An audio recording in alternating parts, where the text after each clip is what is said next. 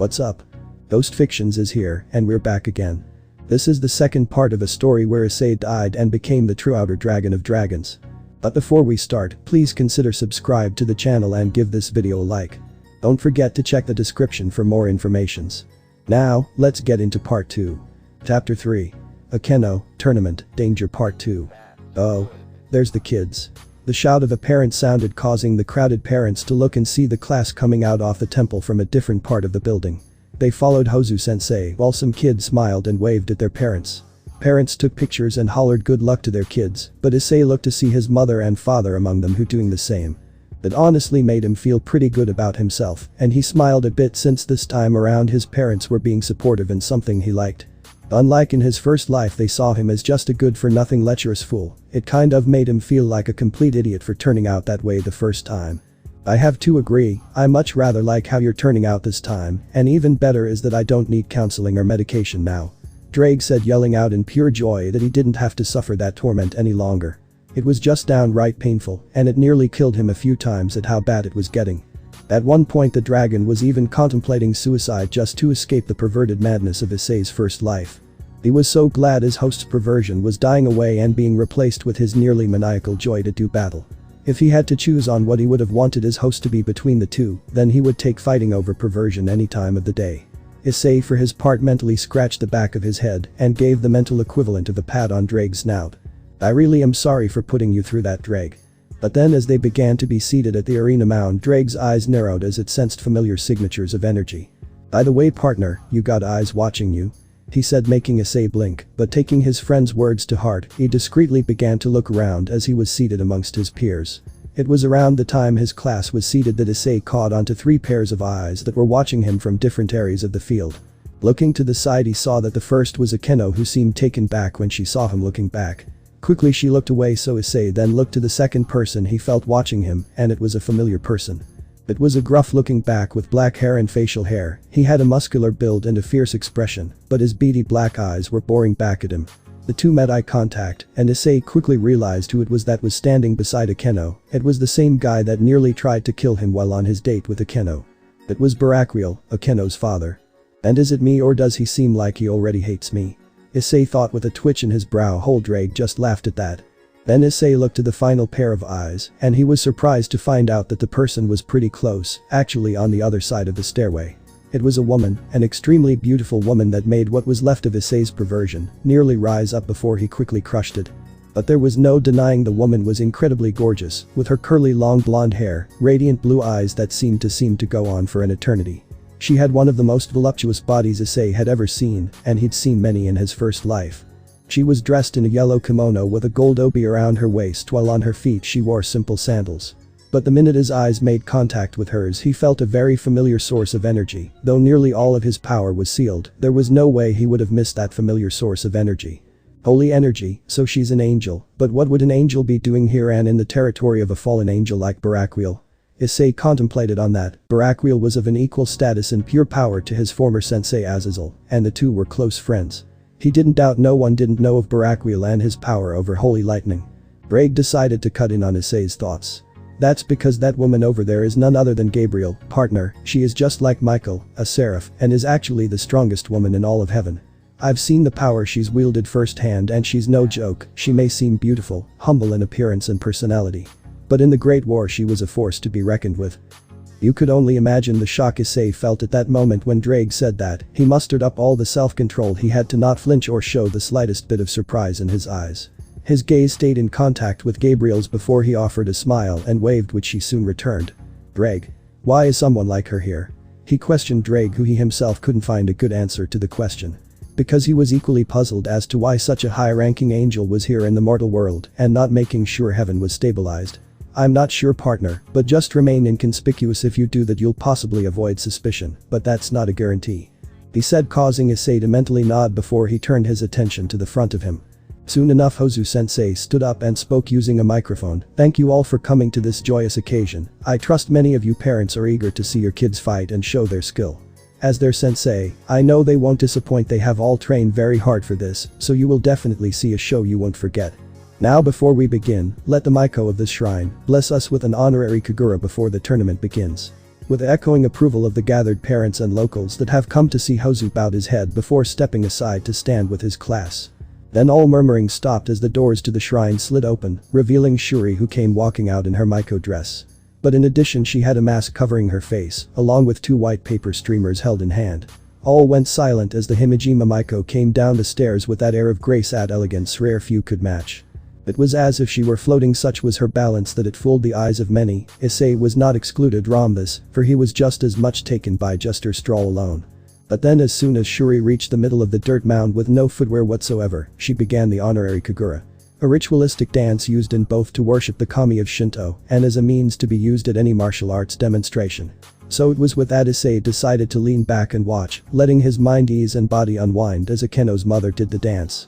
The paper streamers seemed to come alive from her hands as they spun and twirled with her body, as if they were dancing along with her. Then she started to sing, a song of good fortune and luck for all those that were fortunate enough to hear it. Her voice was soft and carried amongst the gathered people, children to adult all listened and watched the display in fascination and joy. This is truly a beautiful thing, isn't it, Drake? Thought Issei as he was captivated by the kagura, while Drake remained quiet watching the proceeding with a sharp gaze. I have to admit it is. So mesmerized by the sight, Issei didn't see another altercation happening not just a few feet from him.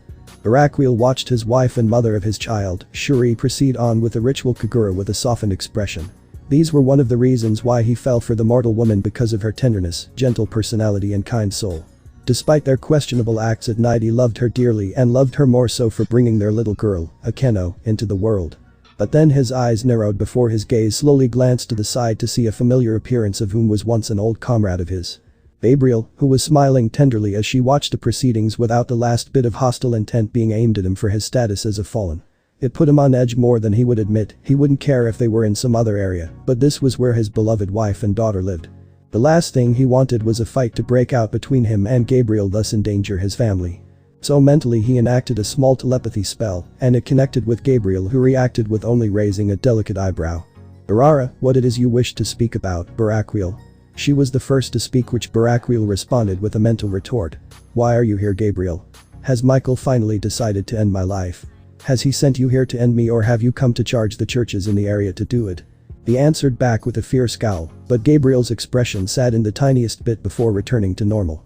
Rest assured, Barakwil, I am not here to do such a thing, nor has Michael showed any intention to end your life. Whether or not you believe me is up to you, but we were all once comrades in arms, and we still hold that memory to heart. Does our former history as comrades, brothers and sisters under the Holy Father, no longer matter anymore? She responded, causing Barakwil to scoff. It died the moment the churches began targeting my family. They can attack me all they wish, but they leave my family out of it. It's not very holy of anyone to attack a defenseless woman, an innocent child now, is it?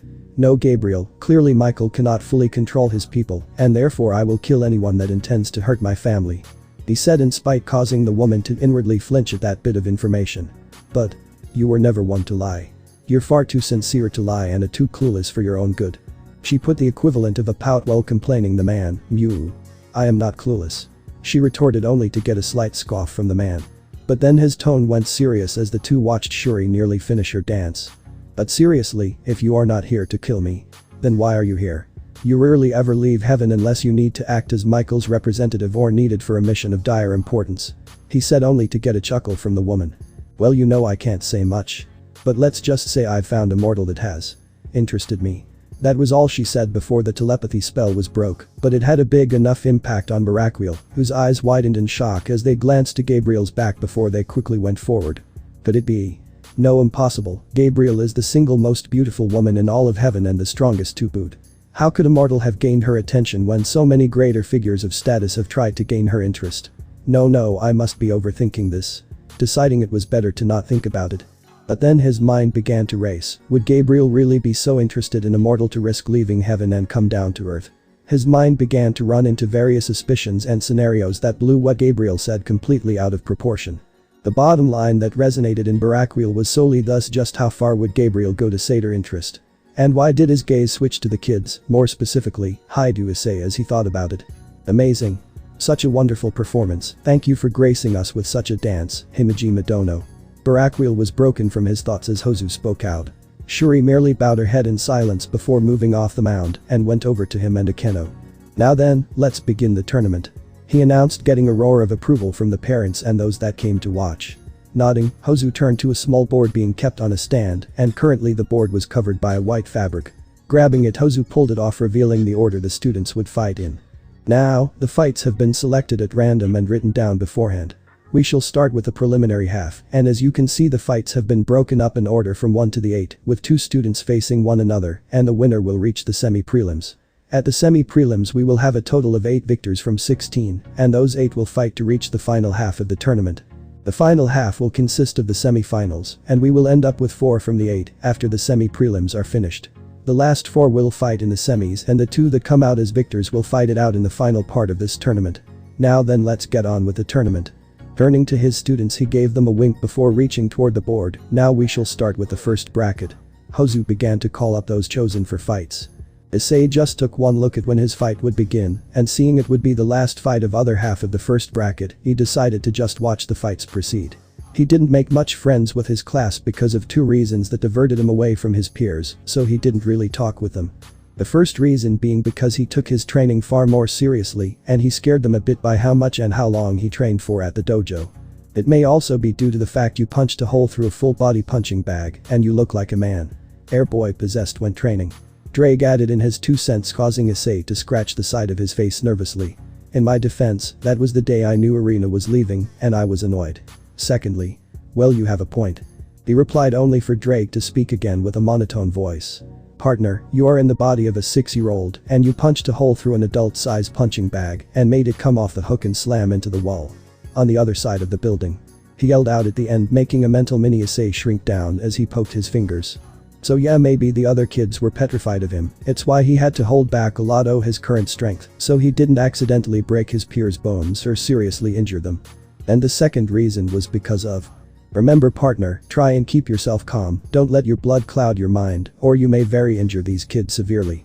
Drake said, reminding him of the other reason he wasn't friends with his other peers. Issei didn't need to say anything besides giving Drake a mental nod, knowing that reason was something very important to keep in mind. He didn't want to accidentally kill these kids. Last fight of the first bracket, Haidu Issei vs Kazanawa Zu, both of you get into the arena. Hozu spoke up, causing the crowd to cheer and his parents to yell out his name. Shaken from his thoughts, Issei blinked before grinning. Seemed he was talking longer with Drake than he realized. Getting up, he walked up to the mound while looking to see the victors so far for this first bracket. It was mostly of children of ages between 8 and 10, which meant there only him and his opponent Zu, the last 6-year-olds left to fight. Issei felt eyes bearing down on him, 3 pairs of which he knew of, but he didn't turn to look. Instead, as he stepped onto the dirt mound, his grinning expression turned serious as he stared at his opponent, Zu, who stared back at him. Zu was of his age of 6 and showed a good talent of martial arts. He was his height, maybe an inch taller than him. He had a fair complexion with loose brown hair and brown eyes. He was dressed in the same uniform as he, but instead of an orange belt, he had a yellow and no wristbands. Now please remove any footwear and we can begin the match. Kicking off his sandals, Issei tossed them to the side, which Zu followed his example by pulling off his own sandals. Their feet hit the ground and the two got into stance as Hozu began to speak. Good, now as a reminder for you two, the rules are fairly simple and easy to follow. But if you break any of them you will be disqualified. There are only 2, which are the following. No hitting below the belt, aka the groin area. Second, no poking the eyes or biting for that matter. If you are taken out of the arena, give up or don't get back up at the count of 10, then you lose. You kids understand?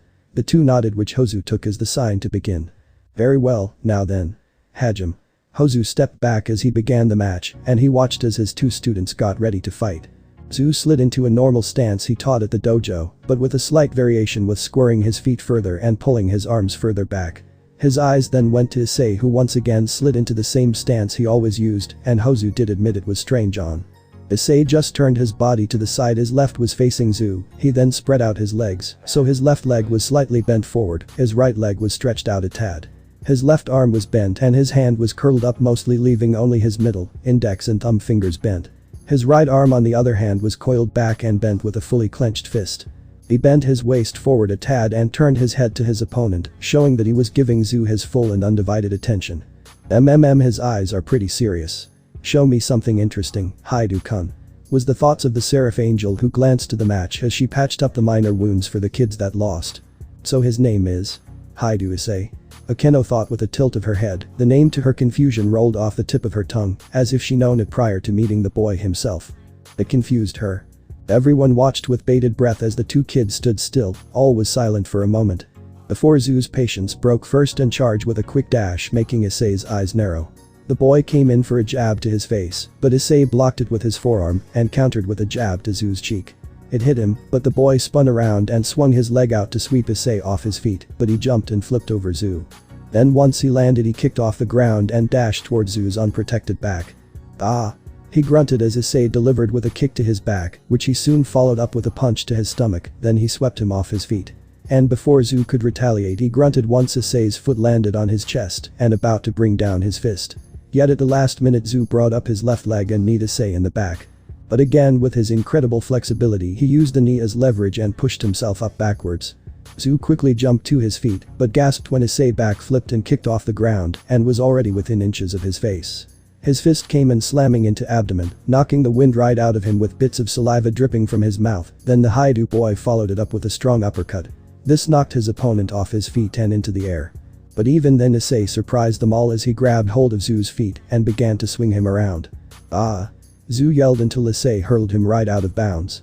"Ah, Kazunawa, Zoo is out of bounds, the winner is Haidu Issei," Hozu announced, getting an applause from the crowd, but an even louder cheer from Issei's parents, who were the most vocal. "That's my boy. Right there. Haha." His father roared in pride as his mother took pictures, causing him flush in embarrassment. Scratching the back of his head, Issei turned to his fallen peer and walked over to him, and in a silent gesture he reached out his hand. "Come on, let's get you patched up, Zoo-san." Taken by surprise at the gesture, Zoo looked down for a moment before accepting Issei's hand. Thanks, Haidu." Pulling him up, Issei threw the boy's arm over his shoulder and helped him towards to the medical corner, which surprisingly had the same woman, Gabriel, attending the injured kids. Gabriel saw him coming and smiled. "Just place him here, Haidu-san," she said, pointing towards a small bench where the others that were treated sat. Doing so, Issei helped Zoo to the bench before he started to turn away. "Thanks for the assist, Haidu-san," Gabriel said, which made Issei make the mistake to look her way, where he gazed into her azure blue eyes for just a single moment before he smiled. "Then no problem." Then he left, not noticing Gabriel's smile grow as her blue eyes just glowed a deep rich azure, her interest growing into excitement when she saw his eyes. His eyes for that moment were not the usual light brown, but instead the outer rim of his pupil was a blood red and the inside was a light shade of red that was growing darker. It vanished as soon as it came, but Gabriel saw it and it caused a shiver to go down her back. "I knew it. I knew it. No mortal could have such a level of ferocity in their eyes like his. Even better, I didn't sense any influence from his sacred gear nor Ascalon affecting him. That was all him, which means that Haidu is more than he appears to be, but the question is what? You just continue to interest me." Completely unknown to what Gabriel was thinking, Issei went back to his seat as Hozu went on to the next bracket. His eyes took in to see that only 8 of them were left, but again he saw his fight wouldn't for a little later, so he decided to just watch. That is until he felt someone come up to him. "Hey, Haidu-san." A familiar voice spoke up, to which he glanced to see standing beside him was Akeno herself. Although once he looked her way, she started to fiddle with her clothing. A bit surprised at her appearance, but not unwelcome, he offered her a smile. "Hey Akeno-san, what's up?" he said, suppressing the instinctive reflex to just call her Akeno. It wouldn't do well to call her name with such familiarity with her parents around, nor alone for that matter. I just wanted to say that was a good match, and I was wondering if I could sit here and watch you fight," she asked, causing him to blink for the smallest moment before he looked to her parents, and he felt a sweat drop when he saw their varied expressions. Shuri was just smiling pleasantly, while her father, on the other hand, if he could, looked like he was ready to pop his head like a balloon. But the nod he got from her mother was all he needed before looking to her. He didn't have a problem with it, he wanted to rebuild his relationships with the friends he once had. After all, they no longer remembered him. "Sure you can, and please call me Issei, okay," he said, scooting over a tatty pat the bench, which she took while nodding. She could do that. She had to deal with enough formality with her mother's family, and thus the two just watched the match's progress, all the while Akeno took sneaking toward Issei. He felt them, but just acted as if he didn't see them, but for him, he never saw the look she gave him being more and more intense. It was an intense gaze that got stronger each time she looked at him. Her purple eyes seemed to drink in his appearance and glaze over with the strangest sense of familiarity. Why does looking at Issei make feel so happy? This is the first day I've met him, so why do I feel like crying when I look at him now? It's weird. The girl felt her chest tighten more and more each time her gaze lingered on Issei. The thumping of her heart was almost too painful to bear without showing signs of it. Why? Why did it feel like she's known him from somewhere before? Town of Geo Market Square. This was not his day. Surzich's Lucifer sighed mournfully in a dramatic fashion as he sat inside a small cafe, where he took another drink of his delightful cappuccino. The super devil of legend, renowned all over the underworld as being one of the strongest if not the strongest Satan in history. The man whose name caused even the greatest of demonic drags in the foulest Stygian's pits of hell to hesitate. Felt like crying. No, he was crying. Urfia is so mean to me, why couldn't they have just sent someone else out here? I wanted to spend time with Riatan and Kasan, but knew they send me out here. Not fair. He exclaimed, complaining like a child. He slammed his fist on the counter, but careful to not shatter it in two. This state of emotional distress seemed to scare the other patrons and customers, but they were too nervous to even approach the man. Considering the fact it was a full-grown man acting and complaining like a child, their anxiety was understandable completely. Sighing, Surziches laid his head down as he thought about exactly why he was here. Now that he thought about it, there was a very clear and good reason why he was specifically sent personally. He wasn't happy about it, mind you, but it was still a serious predicament for both the Gremory clan and the Bale clan. His uncle, his mother's brother, Lord Bale, contacted his queen Grafia about a situation that needed dire attention. It was about a betrayal within the Bale family, which was aided by a number of other devils that had betrayed their noble families in the underworld. Devils that had grown tired of serving their kings and resolutely opposed the current generation of Satans, people that many came to call a part of the old Mau faction, which were a pretty big faction that clearly opposed the current Mau, and all those that ally with them. But what made it more troublesome was because a part of the group that participated in the coup was a devil from the Gremory clan itself, a family that was well known for their extraordinary affection for all devils. The Gremorys never discriminated themselves with their servants like many other clans did, which is why they were one of the noble clans to be so well viewed by underworld society. This devil that betrayed his clan, a clan that took them in as part of the family, betrayed them, thus an equal amount of wrath had to be unleashed on the traitor. And he was from both families, which made it all the more troublesome seeing as he was from both families by blood, and as Satan, his uncle, said it was his responsibility to handle the situation. If not, it would cause a political mess of all sorts of trouble, and that was just a whole new pile of shit, which was something really didn't want to mess with. So choosing the alternative, he hesitantly agreed to come to Earth where the devil from Gremory and Bale clan had escaped with an accomplice, while the rest were said be handled by his fellow Satans. Stupid uncle, he's just being lazy. Surziches thought vehemently before he felt a tug on his consciousness, and soon a very familiar and scary voice sounded in his mind. It made him pale considerably. You are one to talk, Surziches. Lord Bale has specifically chosen you to root out the betrayers, and as the Satan hailing from both the Gremory and Bale clan, it is your duty to handle the matter. The voice of his beloved queen and wife, Grafia, nearly made him shit himself right then and there. But I didn't wanna. You made me and threatened to hit me with that hellish pan of yours. He thought with a shiver. Ever since they got married, Grafia's found an even stronger and more powerful weapon to abuse him with. A weapon that brought any man to their knees in terror. It was the ultimate tool. The frying pan of doom. Why? Why was he abused so? Grafia seemed to ignore his words and continued to speak ever so elegant and graceful as always. Her tone broke no argument and was curt and to the point. Now I must ask, why are you just sitting there while three strays devils, one wielding the power of destruction, and their Gremory devil that can use a Gremory clan technique to hide their presence from most censors, running loose? Surziches flinched, but tried and in vain stand his ground, which was probably the most foolish thing to do against Grafia. But Grafia-chan. Surziches. Right then and there the crimson-haired Satan felt the hairs on the back of his neck stand straight up from his wife's tone. Oh man. Oh man. She was getting angry. And an angry Grafia was a very scary Grafia. Okay, I'm going, honey. Drinking down his cappuccino, Surziches paid for it before walking out with a sigh. May as well get it done. Faster I do, the sooner I can go back home. Besides, it's not like anything bad's gonna happen, right? Imajima Shrine. Hi do Issei as he looked up at the sky. The sun was started to set and the matches had gone fairly quickly for him, but for the other kids it was dragged out. Either to show off or they were just equally matched. His fight so far had been not all that difficult since his last two opponents had been terrified of him from the stunt he pulled in the dojo. But he supposed the time was well spent with either talking with Drake or speaking and trying to reconnect his relationship with Akeno. Speaking of Akeno, he glanced her way and felt a frown form on his face. He felt something was wrong with her as he saw her face change expressions every once in a while. And more than a few times he swore he saw that she seemed to be some type of pain. But it wasn't enough for her to warrant her parents to come over, even with her father watching him like a hawk. But there was another problem, which was with himself. The more he fought, the more he felt his blood began to boil and rush through his veins. It was something Drake had warned him about, but he couldn't help it. It was just something that had come with him in this second life, something he blamed on his alien heritage. Whether he was fighting for an extended period of time or watching a fight. It made his blood boil, made him want to just jump in headfirst and in the thick of it and just enjoy the thrill of battle. It had always been there along with his fascination to stare up at the moon at night and his outrageous appetite, a change in himself that wasn't there the first time. The urge to do battle and enjoy it to the fullest was one of the first things he learned had changed in him when he was younger, and since then he had been doing all he could to control the urge. After all, he'd seen the result of what happened when he didn't control it, an LT it mixed with his annoyance.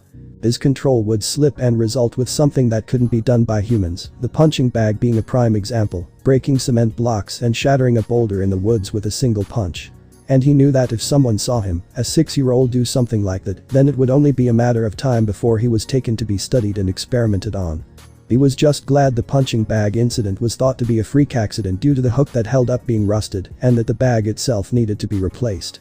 Currently, he was reining in his blood influence the best he could with what assistance Drake could offer. He kept his eyes away from the fighting, but he knew that in his next fight. In the final match he needed to end it quickly. Which was now. And now we move to the final match of the tournament. His sensei spoke up, getting the crowd to roar in approval. Then he turned to the last two fighters. Good, now then would the finalists come on up? He said, making Issei and his eventual opponent begin to stand up. But as soon as Issei did, he felt someone tug on his clothes and he turned to Akeno, who held a good grip on his shirt. Good luck, Issei. She said, staring up at him, and he just gave a smile. Thanks, Akeno. Oops, he let his familiarity tone slip with Akeno. Ah well, it wasn't like Barakwheel would attack him or anything. He was after all a child. Well in body. Turning around he went on ahead to the arena, missing the wide-eyed, glazed look he got from Akeno, who was staring mindlessly at his back. But to the young girl, as Issei walked just that short distance, it seemed as if he was walking further and further away and into a field of fog. W what? Issei. W why are you leaving? W wait. What? The young girl looked down, clutching her head for a moment as in her mind Issei seemed frozen still, standing in a field of fog. Completely unaware of Akeno's increasing dilemma, Issei got to the arena dirt mound and stood in front of his final opponent, with Hozu-sensei standing between them. Hozu spoke to the crowd as he and his opponent eyed one another. Alright, it's time for the final match of this junior tournament, but before we begin I just want to congratulate all the students that participated. You showed excellent skill and talent. Those that lost, remember you can only grow and learn from your losses. He said, looking to his students that lost, who some nodded and others were still depressed about losing. But then he continued, now then let's welcome the finalists. On my right is Kazuna Jin, and on my left is Haidu Issei. You two, I am proud you made it this far, and know whether you win or lose, be proud you made it as far. He said, whom the two nodded. Good, now then. Hajime. He said, stepping back. Issei narrowed his eyes as his opponent got into stance. He analyzed his opponent and cursed a bit since Jin was older than him and had the advantage of size. He was a head taller than him and had quite a good amount of skill in the field of martial arts. He was his senior by 4 years in fact. But Issei could feel his blood rise to dangerous levels and he knew that needed to end this fight as quickly as possible. I don't know what you plan, partner, but your blood is getting too high, your eyes are beginning to show signs of it. You need to hurry up, Drake said, because this really was no laughing matter. If it got too high and his control slipped, then he may very well kill Jin by accident by pulverizing his body into a bloody smear on the ground. Scowling at that, Issei sighed before taking a deep breath. Looking to Jin, he narrowed his eyes, and an edge appeared in his eyes that made the older boy flinch. Jin. Forgive me, but I need to end this quickly. So sorry about this. He said before getting into stance, the same stance used against Zu. But now his muscles were coiled, knees bent like a spring ready to unwind at the slightest flinch. Jin unfortunately did not know what awaited him and just gave a shaky smirk, even if he was shaking at the knees from the look in Issei's eyes. It quite honestly made him feel scared, no petrified even. W what are you talking about? Hiya, the poor boy couldn't even finish as Issei's body just reacted. His feet twitched, legs sprung out with his fist reaching out. Whack. Faster than most could blink, Jin was trembling, taking shaky steps back from Issei's fist, nailing him in the chin with a vicious upper hook. The boy stood still for a few seconds before his eyes rolled back into his head and he fell back completely and utterly unconscious. It took a minute for the crowd to completely comprehend what just happened. 1 second the two were preparing to charge, but in the blink of an eye, Issei had crossed the distance with his fist reaching upwards, and then Jin fell to the ground unconscious. Many were confused at what just happened as none had even seen Issei move, but there were those that had. As Hozu, who himself was shocked at the display, quickly went to check on his fallen student while Issei stood and turned around. Oh. My. It seems in a fist faster than we could see. Issei has completely knocked out his opponent in a single punch. Looks we have a winner. Issei has won the junior tournament. Hozu roared as the crowd stood in stunned silence for a good few seconds before it finally registered with them. Ah yeah. That's my son. His father roared, and his mother surprisingly screamed with him. Yeah. I knew he would conquer this tournament. They shouted as the crowd roared in approval, having found the finisher well sudden and completely shocking, also very incredible. They didn't even see the kid move from his spot until after Jin hit the ground. But that wasn't the case for two people who stood stock still at what they had just witnessed. Barakwheel's face was a mix of shock and a tad bit of suspicion as he narrowed his gaze on Issei. He saw it clearly, and it baffled him at how a human, a kid at that, could move that fast in this day and age and leave an afterimage in his wake. That's how fast the kid was. To the untrained eyes to these mortals, he moved so fast he left an afterimage of himself where he once was. But in reality he moved so quick that their brain couldn't comprehend it fast enough. No one, especially mortals, have ever been that fast, not even the most trained. What the hell is this boy? His hands clenched into fists as his shoulders shook from both the shock and anxiety he felt rush through his body. Azazel needed to know about this, now. However, Gabriel, who was currently attending to the unconscious Jin, had seen it as well, and unlike Barakwheel, she had a smile. No, it wasn't a smile, it was a smirk on the normally humble and clueless woman's face. Nothing could wipe the smirk from her face as she replayed what she just seen over and over in head. Her gaze swept from Issei, and the slightest of glaze of excitement and thrill flashed in her azure blue eyes. Haidu-kun may have fooled the eyes of the humans, but and surely Barakwheel saw it. He moved far too fast for them to perceive, and in his wake left an afterimage. Not even some of the fastest demons or angels have shown to have such speed to do what Issei just did. Why? Why must you interest me so, Haidu Issei? One after another you blow my expectations completely out of the water and do the impossible and completely abnormal. Who would have thought? It would be you to make me feel so excited. So thrilled for someone's potential growth for the first time in so many millennia. The Seraph Angel thought to herself before looking to Issei as he was congratulated by his parents after gaining his new belt and prize money. Yes. Continue to grow, Issei. Show me just how far your potential can grow. Reveal to me what you truly are through hard work. I know you can do it now, I saw it in your eyes. Yes, you will shake the three realms with your presence. Grow strong, Haidu Issei-kun. She thought as she finished up healing the injured who were soon taken by their parents.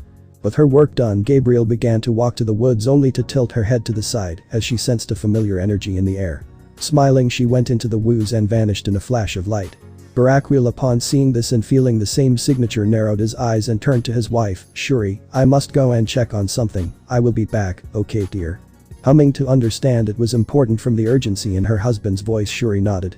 With her consent, Barakwheel quickly walked out of sight before vanishing as well. But Issei, as he was about to leave with his parents, he turned to Akeno and her mother, and seeing that her father was strangely where inside, he decided to act.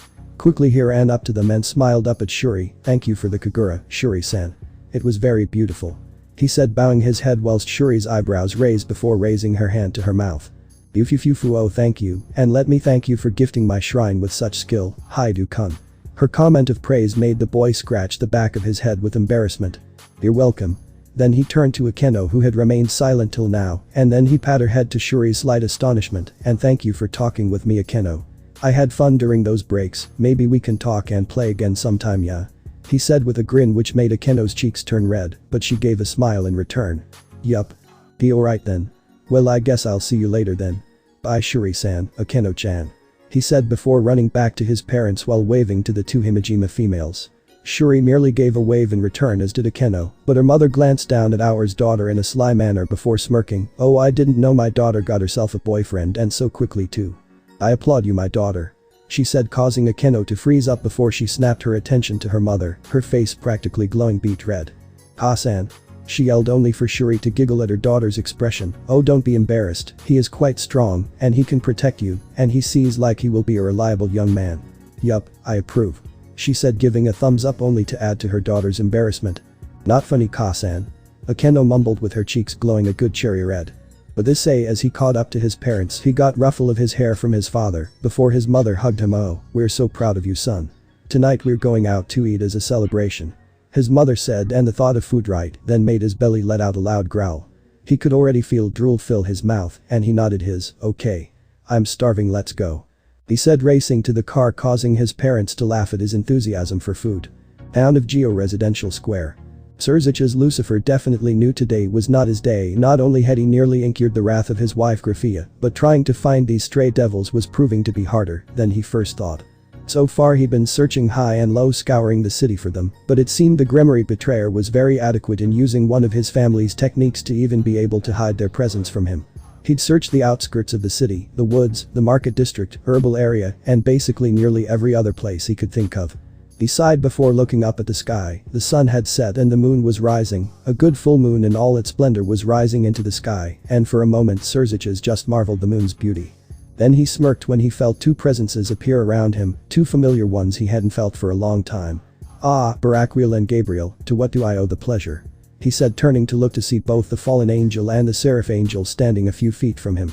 His smile was pleasant, and his posture didn't change the slightest, even with two of the most well-renowned figures in the three realms stood before him. Baraquiel was the first to speak, although he glanced at Gabriel before doing so. "What are you doing here, Surzich's Lucifer? Why has a Mayu of your stature left the underworld?" questioning the devil, who merely raised an eyebrow before Gabriel spoke in turn.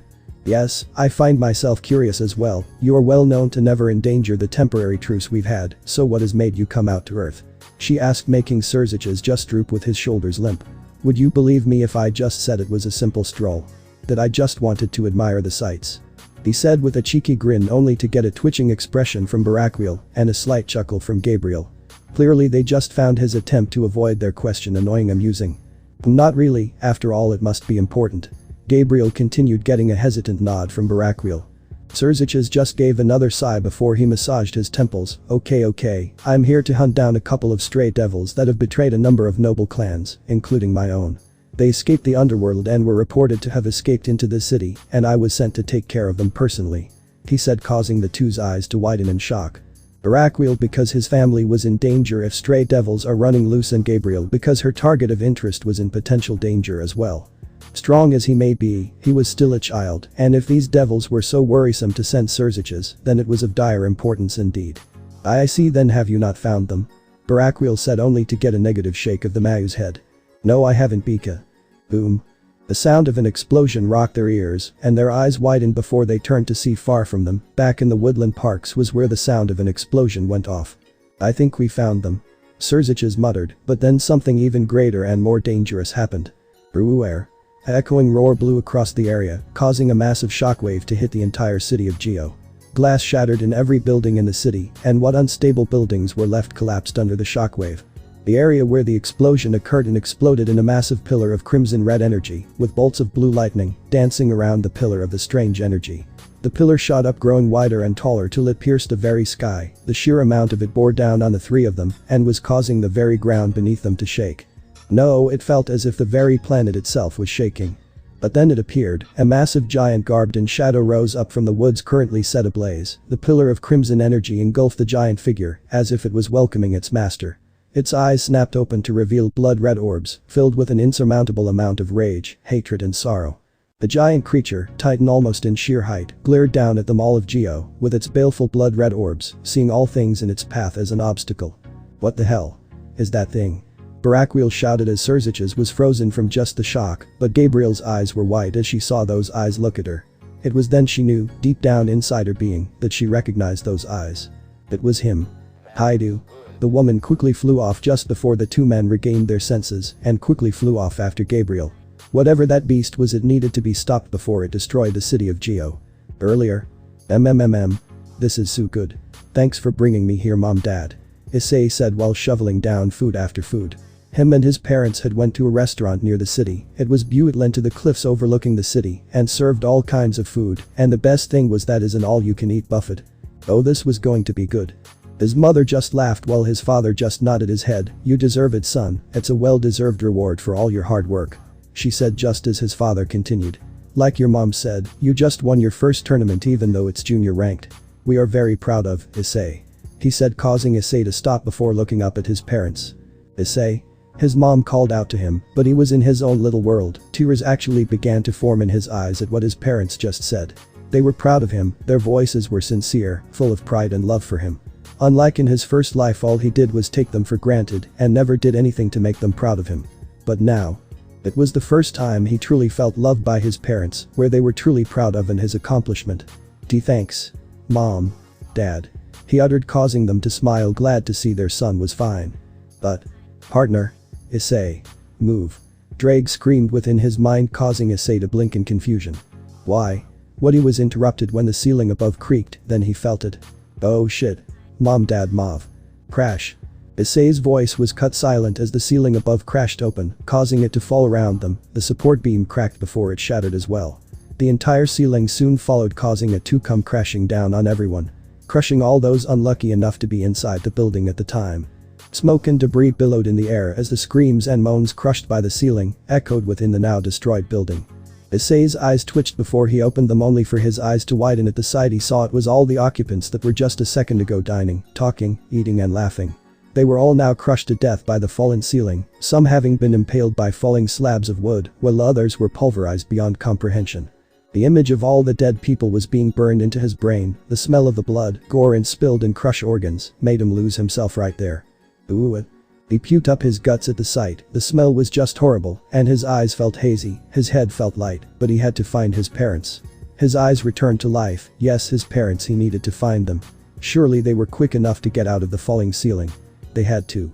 That hope dashed when he turned to where his table originally was. His eyes widened more and more when he saw his parents hadn't moved. No, they didn't even have time to do anything. He knew it was his parents because their heads had been cut clean off by the sling of the debris snapping and pulling. Their faces, filled with shock and terror, stared back up at him, causing him to tremble. Tears pooled in his eyes. He licked his dry lips as his mind tried to comprehend what he was seeing. Mom. Dad. He muttered, too shocked, too unguarded. Issei never saw the three skulking figures behind him until it was too late. Issei. Drake roared out to his partner, but Issei was too far gone to be reached any longer. Splurch. The boy didn't even react when a sickly-looking arm resembling a mantle's arm pierced his stomach completely through. No, his body just jumped, causing his head to look straight up at where the ceiling once was, and it was then his dull light brow eyes were reflecting the full white moon floating above him in the sky. The rest of his body hung limp as the three stray devil gathered around the unresponsive Haidu. Finally, we have you, tasty morsel. One of the devils spoke, inhaling the scent of Issei's blood, which was currently pooling from his lips, and the giant wound in his abdomen. Yes, his scent, that sweet powerful aroma. I must feed. Another stray hissed, only for the third devil speak up as he came in front of Issei. And to add further to their incoming demise, the apparent leader pulled up the two severed heads of Issei's now dead parents and grinned. Black and red power, the power of destruction, a trademark ability from the Bale clan, glowed from the person's body. Oh, are you too shocked to even scream for us? Are these people's death that much a shock for? He said, swinging their heads as if the devil was just swinging around a pair of buckets. That was the last thing they could or even do, as two things happened at that moment that marked their demise in that instant. One, Issei's left arm instantly glowed a bright golden light, revealing an intricate patterned seal running all across his forearm and up to the upper part of his hand. It then shattered like glass, and then a massive shockwave erupted from his body, which blew the three devils clear away from him. His body then erupted into a pillar of crimson energy, which sparked with bolts of blue lightning. The energy that came off him was suffocating, as it was terrifying, as it caused the ground beneath him to be vaporized, and it formed an ever-growing crater beneath him. The energy became more and more intense, evident to the fact that the entire area was shaking. It was as if the entire planet was starting to shake by the release over this power. His body bulged, growing as all that he once was, and that of his heritage was unleashed upon his body.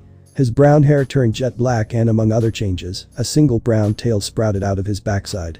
It was a monkey tail. And Issei was looking up at the full moon, and his new tail was reacting. And then Issei's eyes pulsated into a shade of blood red. Then all hell broke loose. Same time, Himejima Shrine.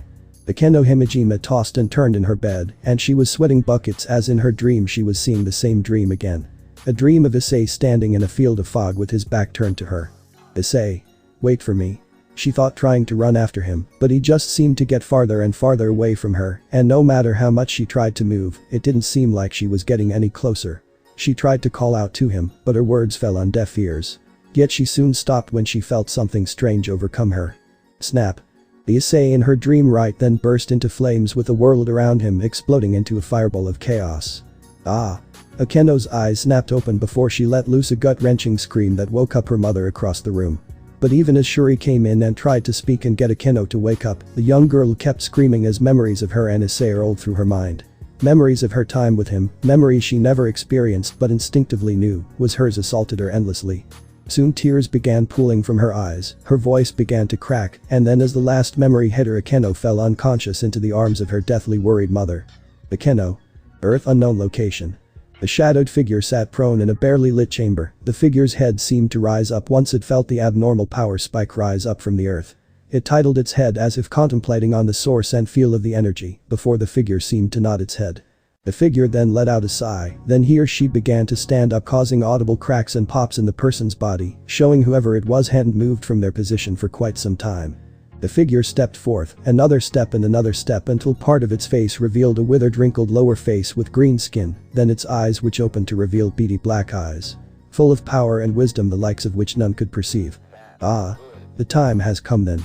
The person said before he, she or whatever it was vanished without the slightest bit of sound. The figure just vanished into thin air.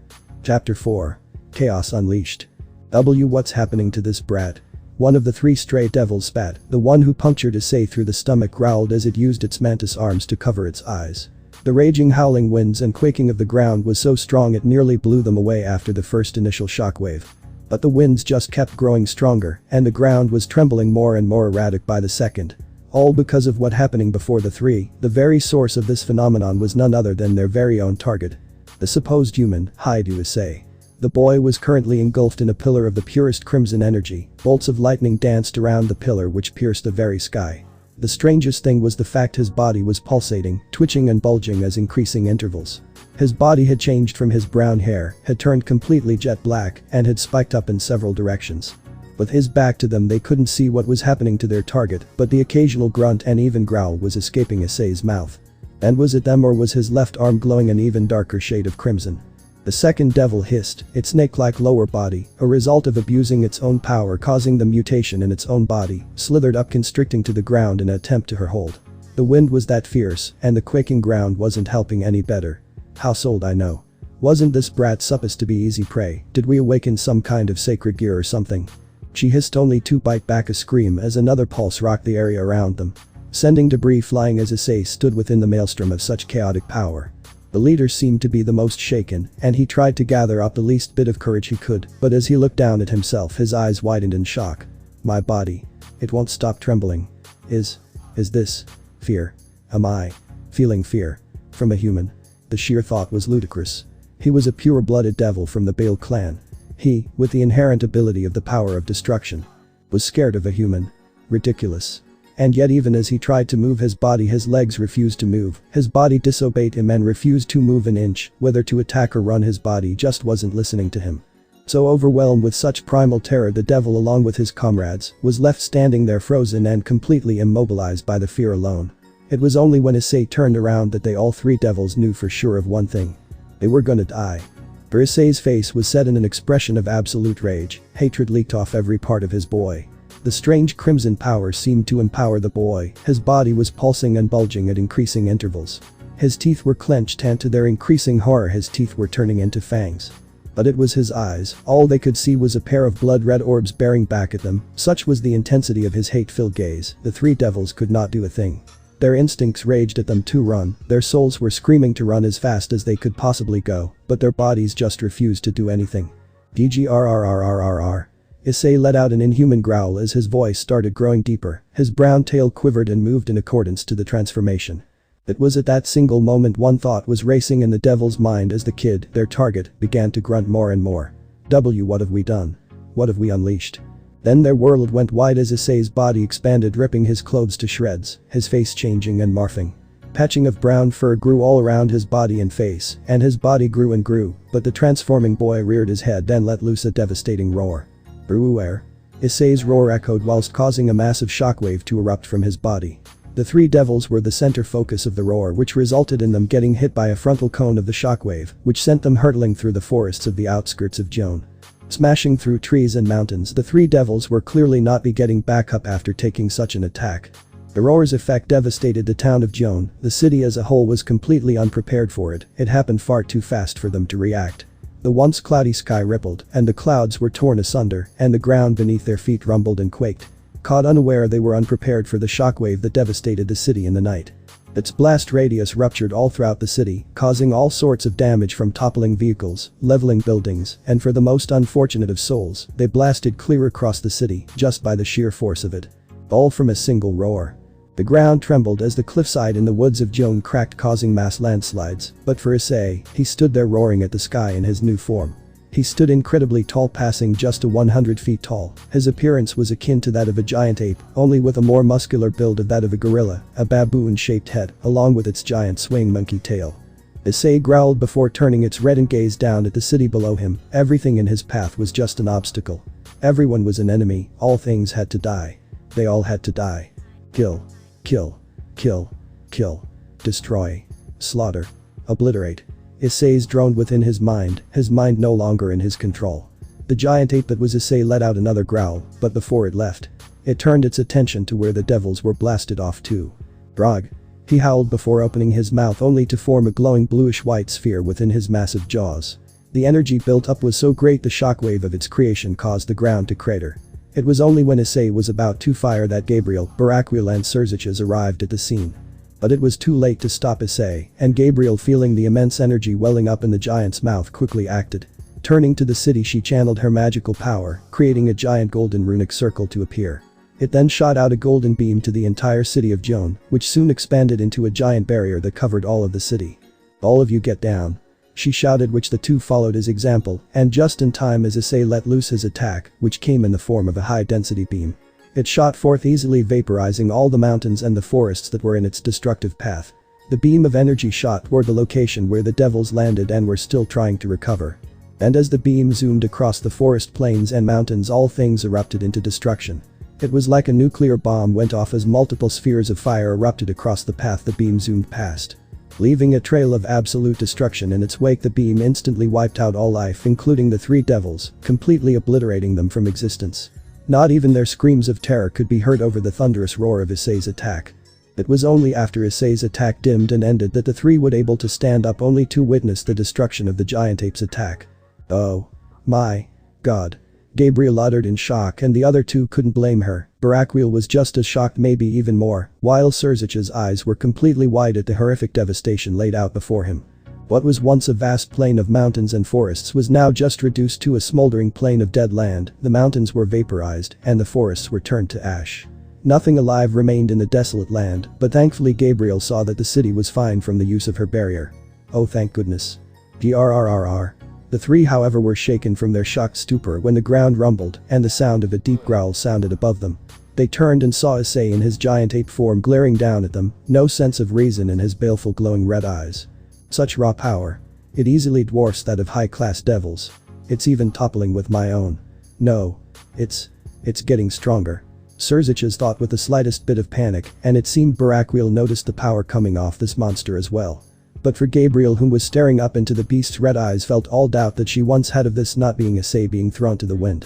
No one had that same look, that same primal ferocity and glaze as that single boy. Oh. What happened to you, Issei? To make you become this? The Seraph Angel was terribly saddened once she realized this was indeed the same cheerful boy she talked to not long ago. The very same that had caught her interest the moment he is born. Only now, gone was that happily smiling boy, and in its place was a monster of incredible proportions. What had happened to him? "This thing is no devil, is it some sort of yokai?" Baraquiel asked just before the giant growled down at them, and then it raised its foot. Knowing what it was about to do, Surziches spoke. "Spread out." Just in time too, as Issei's giant foot came crashing down, causing yet another small quake along the cliffside. Much of the ground cracked, and some began to slide, causing another landslide. Thankfully this time the landslide was halted by Gabriel's barrier. "Brah!" he howled as the three floated in the air, and to their eyes, Issei seemed confused as to where they went, which gave them enough time to plan. "I am not sure, Baraquiel, it seems similar to the monkey yokai where Sun Wukong originates from, but this thing is very different from them. But knowing what this thing is should be the least of our concerns. We saw what it just did, and we can't risk that thing unleash another of its attacks," Surziches said, causing Baraquiel to nod in agreement.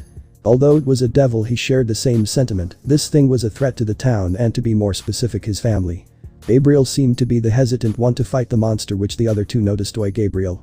We may be enemies, but are you gonna help us out or not?"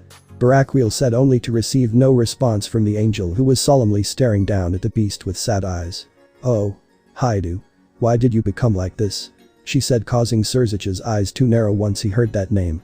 That's the second time she said that name. Haidu, is that the name of this creature? And if so, how does Gabriel know?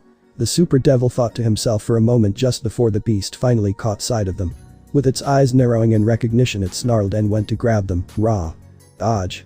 And they did from the beast's grab, gnashing his teeth. Baraquiel let out a roar as he charged his hands with holy lightning. Alright, you monster, have a taste of this, he said before he reached forward with both hands, and then a medium-sized yellow circle formed. Pushing his magical power into his, Baraquiel channeled his lightning and shouted. Holy lightning. Javelin. The circle glowed a brilliant shade of yellow before a giant sphere of pure holy lightning shot forth. The pure magical power in the orb was so destructive, so powerful the sky itself began to darken by the lightning that pierced and rumbled through the sky. The sphere hurtled toward the giant ape, whilst Gabriel was about to shout for him to stop. Only for the beast to narrow its eyes before it brought up its hands and merely clapped both of them together once the orb was within reach. Boom. The orb exploded in a ball of lighting, but it didn't seem to faze the beast the slightest. This shocked Baraquiel at seeing one of his best attacks so easily bested by just a simple fucking clap. Surzich's moved through Issei's attempts to catch him, and he flew above Issei and pointed both hands in the air. Let's see if you can withstand this power of destruction. Ruin the extinct. Above the Satan, a medium-sized red runic circle appeared, which then glowed dark red. Soon enough, red spheres with blackish tint began to form, some being the size of golf balls and others the size of basketballs. Bringing down his hand, Surzich's frowned down at the beast and willed his spheres to act. Oh. With that command, the spheres moved, moving incredibly fast. The spheres acted by the movement of Surzich's hand, and as they were about to slam into the giant's face, they quickly spread out. All of them covered the giant beast's surroundings, and Surzich's acted as he willed the spheres to attack. Some moved below the ape and struck, jaw exploding upon impact, while other impacted with the beast's legs, waist, and torso. Did you get him? Baraquiel said as the three looked upon the giant pillar of smoke that once stood a giant ape of carnage. However, as the ground shifted, Surzich's eyes narrow. No. I didn't. He was proven correct as the smoke was blown away by the giant's nose. The giant's body was smoking with small patches of its fur burned away, but no lethal injuries were noticeable. Which didn't bode well for Surzich's, as the Satan felt a bad feeling fall in the pit of his stomach. That had a good chunk of my demonic power in it, and that was the power of destruction itself. And this thing is barely even scratched. Surzich's move. Baraquiel said, making the redeed blink, but he looked to see the ape about to reach for him, yet in the nick of time, Gabriel appeared in front of him. Two spears of light in hand, which she then threw at both hands. They exploded, upon which had no visible damage. But it did their job as she pushed Surzich's aside, and she flew away as the ape roared at the two. Thanks for the save, Gabriel. The woman just nodded, but it was apparent to him that she is struggling with something. As if she was hesitant to fight this thing for whatever reason. Rearing back his head, Issei let out another, but much less powerful roar, which was aimed at the three that dared to stand in its path. Openly objecting his path, defying him of destroying all that had hurt him. Rog. The roar caused the ground to rupture and trees to uproot, but the three supernatural beings were able to hold their ground. But it was strange to them, especially to both Surzich's and Gabriel, who both noticed that there was something in that roar. There was the rage, the hatred and anger, but here was also a deep-rooted despair and sorrow as well. It was as if the beast in the super devil's eyes was crying out at an injustice done to it. It feels like this thing is sad. But why? I know I heard it. Could it have been affected by the stray devils in some way? It did just kill them, I am sure. Did my negligence cause this? He thought, and he truly didn't want to believe that thought, but it was festering at the very depths of his mind. That this whole thing was his fault.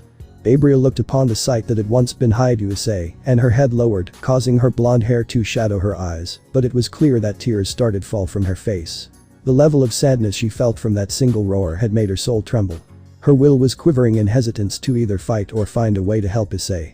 But as she looked at the devastation of Issei's attack and the power within it, she knew her barrier would not be able to withstand such an attack. And the entire city of Joan was full of human lives. Hundreds, thousands of people were in that city, and currently were all in danger due to an enraged Haidu Issei, who was clearly not in his right mindset. It was a situation of duty as a seraph and an angel. The duty to protect the lives of the many was easily outweighing the life of one. No matter how much that one life was starting to mean to her. I am sorry, Issei-kun, but I can't let you harm these people. I can tell you are not in the right state of mind, and whatever made you into this must have hurt terribly so. But I am sorry. However, I have to stop you here. She thought tears falling, but a determined expression soon appeared. Baraquiel soon shouted over the growling Issei as he began charging holy lighting all throughout his body. Attack together. We have to defeat or at the least subdue this thing, give it everything you got. He said before placing both hands to his sides. They soon formed very large yellow runic circles which glowed yellow. Holy lightning. Twin spears. He said, and as the sky darkened to a menacing black, two oversized spears of pure holy lightning formed.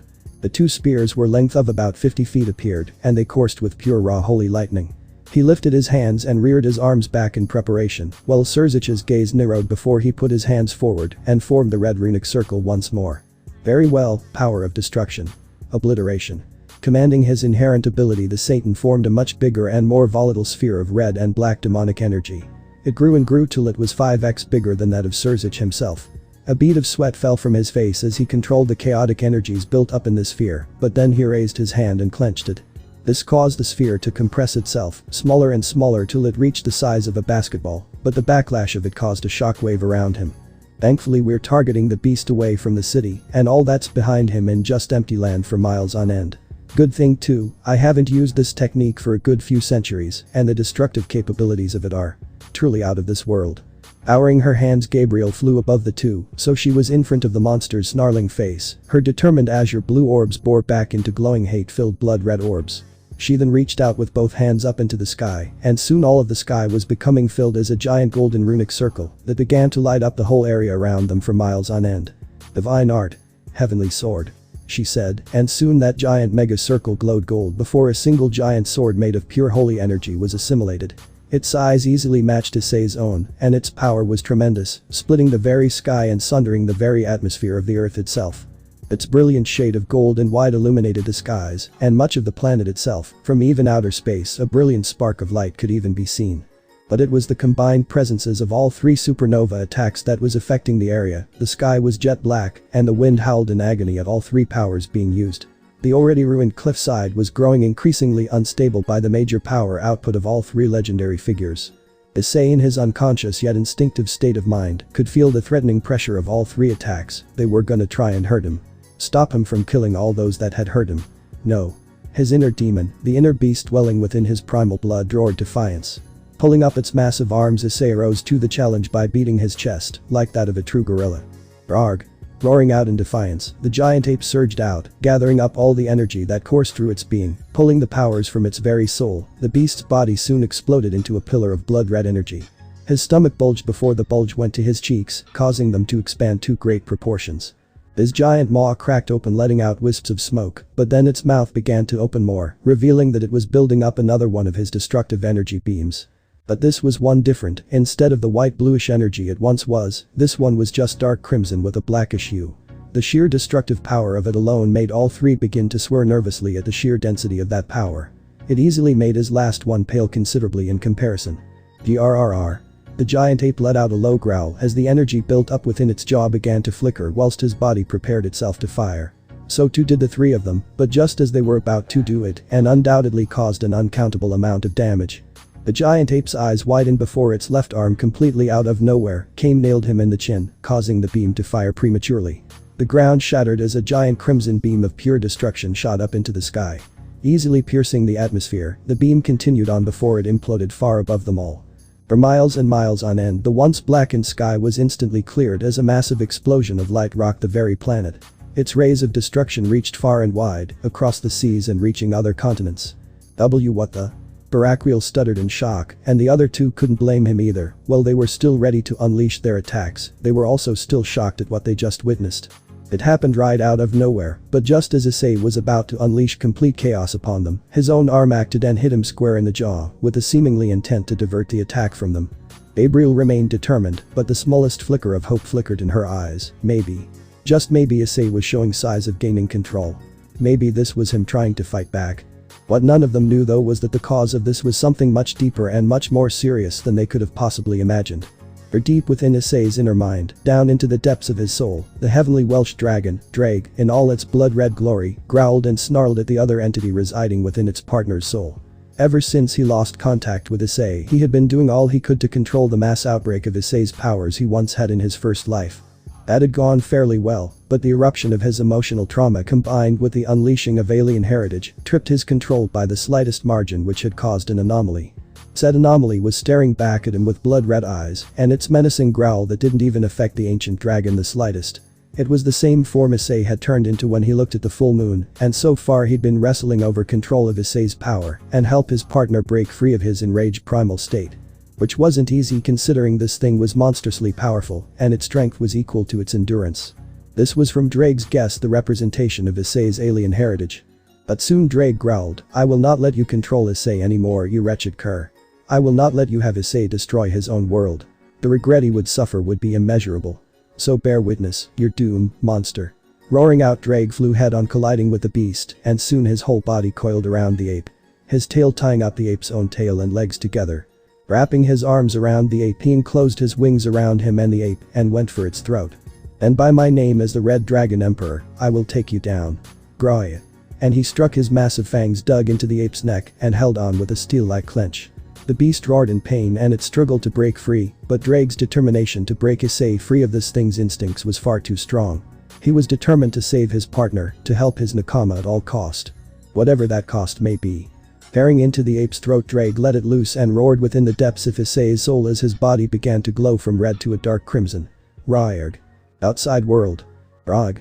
The great ape roared before its left arm came back swinging, nailing himself in the face once again. It soon followed up with punch to its abdomen, causing it growl before it turned its gaze on its own arm. Growling, it went and bit onto its forearm, drawing blood and crushing bone, but the arm continued on by ramming its fit into the ape's skull. Dazed by the hit, the ape stumbled and began to fall off the cliff, luckily on the opposite end of Joan. "It's hurting itself." Surziches commented as they watched the beast literally attack itself, and it seemed whatever had come over the beast was winning. It was causing more self-injuries than any of them had been able to do. They had long dispersed their attacks due to the area becoming increasingly more unstable by the combined pressure of the attacks and the premature release of the beast's own attack. "Indeed, whatever is happening, it's helping us immensely. But be wary of Gabriel, what are you doing?" Baraquiel shouted as he and Surziches saw the angelic woman fly down to where that beast had fallen down at. But neither of them could understand the maelstrom of emotions going through Gabriel at the moment, who was watching the ape fight itself more intensely. Nay, they couldn't understand her worry, her hope, her sorrow and sadness for the boy that was inside that monster that was chaos incarnated. Despite her little time and spending with him physically, she knew that spiritually the boy had a kind yet scarred heart. His very existence piqued her interest, and his troubled soul had warranted her attention more than once. His eyes were seasoned like that of a warrior that had fought plenty of life and death battles. Eyes like that did not belong with a child his age, and yet when she saw his eyes, it was like she was looking into a beacon of hope that she had long since thought had died when her father, God, was killed. And now that she saw him, Issei, in such pain, so much pain to have triggered this strange transformation, tore at her heartstrings. The tears came freely as she saw such a kind soul be reduced to such a state, filled with so much pain and anguish. The ground rumbled as she set foot a few good feet from the struggling great ape. It was currently fighting against itself, but it was futile. Soon enough its right arm acted against the ape's will and started pulverizing its face, while the left had the ape in a chokehold. Gabriel felt both Baraquiel and Surziches come down as they watched the beast literally destroy itself by some unknown force. But then something strange began to happen. Before their very eyes the ape began to stand up, but it was gripping its head. It let out grunts and growls as its nails dug into its bloodied skull. It stumbled forward and back again as its grunts turned into snarls. But then it reared back its head and let out a roar. Rayarg. Thankfully the three were prepared to keep themselves stable on the ground, but they watched in alert as the beast's body erupted into a familiar pillar of crimson energy. Yet shockingly enough the crimson energy began to change, the crimson hue began to turn darker, but it was the ape's own body that shocked them. For it was changing. The brown fur surrounding its body was starting to turn different colors, from a dark brown to black, and then a deep shade of dark crimson, and the changes went all the way to its tail. Its ears became more pointed, and its fangs were turning into much fiercer and more defined fangs. Its blood-red eyes were wide open, but they were slowly flickering to a shade of emerald. The changing ape's body soon exploded again, with its energy soon melding with its body, creating a crimson blazing aura engulfing all of its body, like a cloak of crimson and gold fire. It was magnificent yet terrifying at the same time. For the sheer magnitude of power coming from the ape now. It was too much. Far too much. This level of power. It exceeds my true form in sheer quantity. Surziches thought with increasing apprehension and the slightest bit of fear in his normally calm blue-green eyes. He could feel a bead of sweat trail down his face, as all three of them were pressed down by the megaton of power coming off the ape. You're fighting it. Fight it. Fight it, Issei-kun. I know you can overcome this. Gabriel thought as she watched the transforming ape that was Haidu Issei continue to struggle. And as if her thoughts were answered, the beast started roaring before its whole body started to glow completely crimson. Its body began to shrink down and down until it was becoming a humanoid shape, and to Gabriel's happiness, she could faintly see the characteristics that made Issei. However, that brief moment of joy was soon shattered when a powerful booming voice echoed all across the battlefield. Solar flare. Alerted, the three looked up only to see a blinding white light sear into their eyes, causing them to quickly cover their gaze from the blinding white light. What's with this light? Is it an ambush? They could hear Barakwil shouting, but none could do nothing as they were temporarily blinded by the surprise attack. However, Gabriel felt a presence appear where Issei was, and fearing the worst she turned, and despite her pain tried to stop whoever it was that was reaching Issei. Her body reacted on instinct. But all she saw as her eyes opened was a humanoid figure with green skin, beady black eyes staring down at her before whatever it was disappeared. And her outstretched hand grasped at nothing but air. No. And at that moment, as the light died down and the devil and fallen angel were able to see again, all they saw before them was a giant empty crater where once stood a giant monster ape and it currently tearing up Gabriel. That would be the last time Earth would ever see the former mortal, Haidu Issei, for a good long time. But the scars left in his wake shall forever be remembered in the hearts and minds of those of the supernatural. None had been left unscathed. Earth had not been the only one shaken by the release of such cataclysmic power. So much power that it threatened to destroy the Earth itself. For all the realms had felt that monstrous power. But there was an even greater special happening that was happening in all the realms, and they were all linked to Haidu Issei. Underworld Gremory Castle. Then Alana Gremory sighed sadly as she sat at a bedside, worry marring her beautiful features. Her flaxen long hair was disheveled from being a nervous wreck. Her blue-green eyes were filled with panic and worry as they looked upon the trembling and whimpering mess that was her pride and joy. It was of a girl around 6 years of age with long crimson red hair with her eyes and features, but currently her eyes were closed and the child's face was scrunched up as if she were in some type of pain. Orias, my dear, what is wrong? You won't wake up and yet you're in so much pain. Please. Open your eyes for mommy. Please. Tears began to leak from the woman's eyes as her words were unanswered yet again. Her daughter, her beautiful little girl, just kept trembling, tossing and turning in bed. She'd been doing this for a good 3 hours straight, and it seemed to happen at that exact moment when that huge immeasurable power came down upon all of the underworld and its denizens. That's when she broke into this state. Orias. Please come back to us, come back to your family. She said while trying to soothe her daughter with all the motherly affection she could give. But the pain Ria's Gremory was feeling at the moment ran far deeper than Venelana could imagine. It was the pain of the soul itself. Within the mind of said Ria's Gremory, the little girl was panicking as all around her was just a sea of fire that never seemed to stop burning. However, in the middle of it all she stood alongside a man with brown hair and brown eyes. She knew this man, his appearance brought her the strangest amounts of joy. Yet the dull lifeless glaze in his brown eyes was making the young Gremory heiress cry amidst the sea of fire. Why? Why is this happening? Why am I seeing these things? Why? Do I know you, Issei? Kun. These memories. I don't. She struggled to speak as she gripped her head. She clenched her eyes shut and tried to block out all sound as her mind was bombarded with memories of this man beside her. Memories she had never experienced came flooding throughout her body and into her brain. All the joy, happiness, and love she felt through the memories came flooding back. These couldn't be her memories, and yet she saw someone that looked like her. No, it was her going through so much with this man, Issei. Issei. She shouted out in desperation as her eyes popped open. Only to her horror she saw the Issei before her turn to her, his cold dead brown eyes staring back at her. But then he just combusted into flames. But before she could even utter a word, the flames swirled into a giant mass that soon formed a monstrous visage that resembled something akin to the deepest darkest creatures of the abyss. Ooh. Ria screamed as all she knew, all she loved was consumed by fire. But it was on the outside that she blearily woke up to see her mother's worried gaze, but all she could mutter was just a few short words before tears began leaking from her eyes. Issei. Issei. No. Don't. Die. Chapter 5. Recovery and Revelation. This must have been one powerful creature to have done so much damage. Spoke Michael, Archangel, leader of the Seraph and current god of heaven. The blonde stood atop the ruined cliffside that had been a battleground not too long ago. His eyes turned surveying the damage of the epicenter of what was once a battlefield. In all honesty, seeing all the destruction painfully reminded him of the Great War, and the destruction is caused all over the three realms. Seeing this reminded him of that fact, which made it all the more concerning that there was something out there that held this level of power to cause such destruction. Indeed, but I can say it proved something. Don't you see, Michael? This thing was fended off by Gabriel, Surziches and Baraquiel, 3 people of 3 different races that have been at war for many millennia. It just goes to show that maybe there is hope for peace between us. Another man spoke at his side, and if it were any other situation he and Michael would be seen as enemies right then and there. The man in question had the appearance of a male in his 20s with black hair and golden bangs in the front, along with facial hair. This man was Azazel, current Governor General of the Fallen Angel race and of the Grigori organization. Michael seemed to ponder on Azazel's words with a hum that may be, devil, angel and fallen angel for the first time actually work together to face a threat to them all. It is a very rare occurrence that much is certain, and it may, as you say, prove something for us all in the future. But as of now we have much more important matters to deal with, don't you agree? He said, causing Azazel to nod in agreement. Their eyes took in all the damage for as far as the eye could see, and they knew it was still nothing compared around the globe.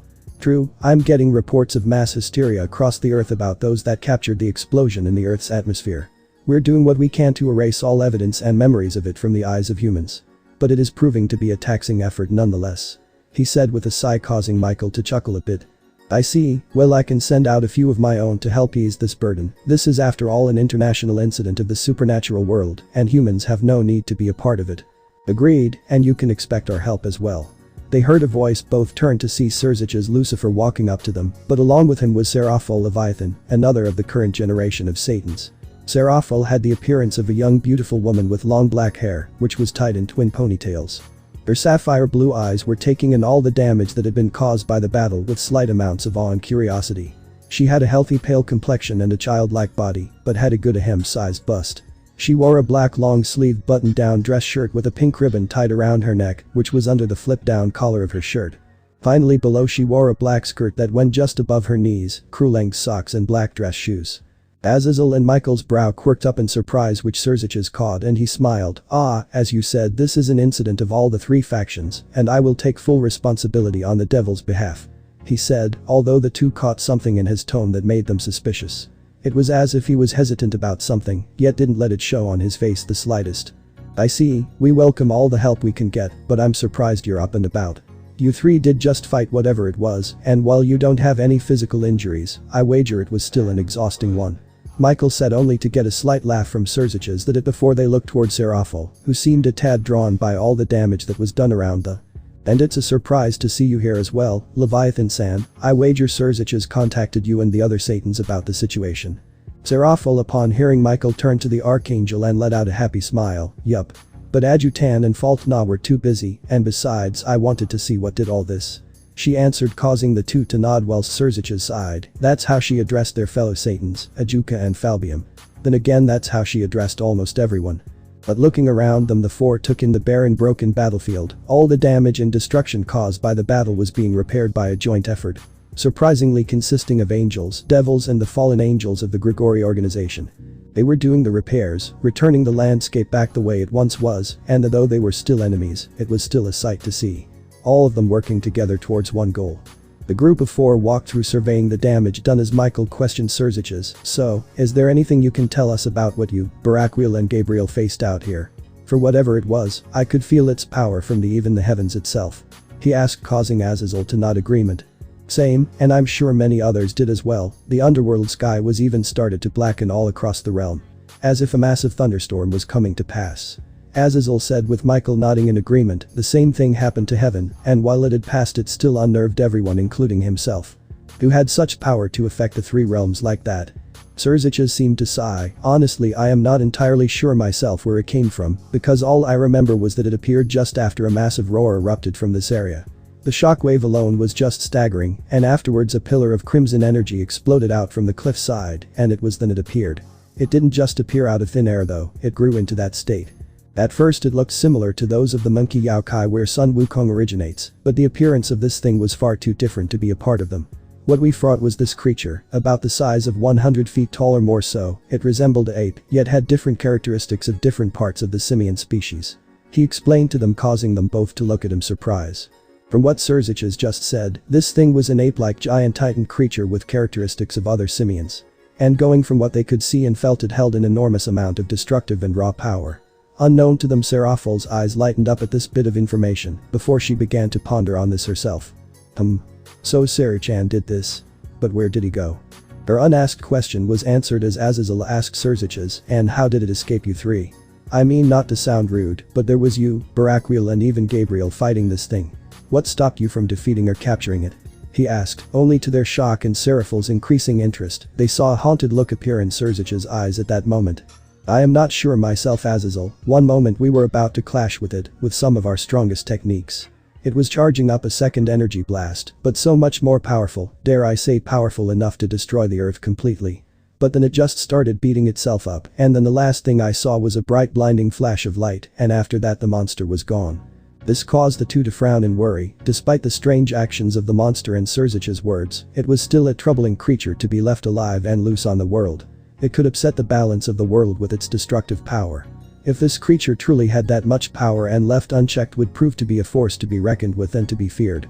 Even now with it gone the kingdom of mankind itself was in danger, because should it pop up again and in such an enraged state, the sheer amount of catastrophe would be insurmountable. Yet Seraphil felt a smile come along her face, not one of exuberance nor happiness, but one of just raw excitement.